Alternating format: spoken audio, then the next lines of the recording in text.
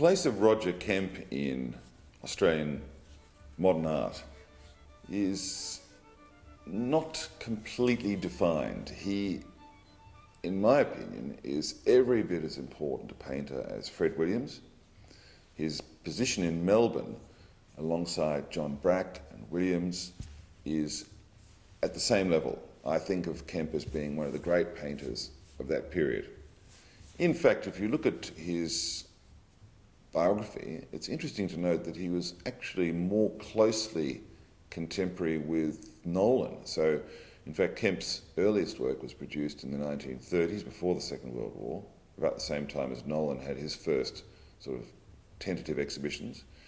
And then directly after the war, there was a more substantial show. And of course, that's when Nolan takes off and grasps.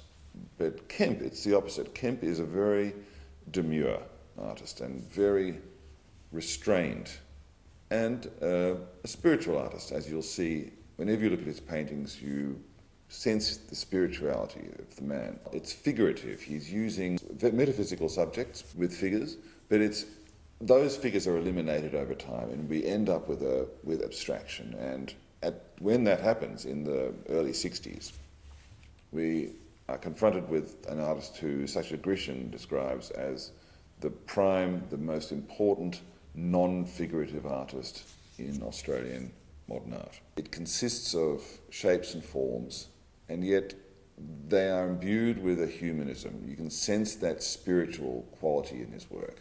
They recall stained glass windows.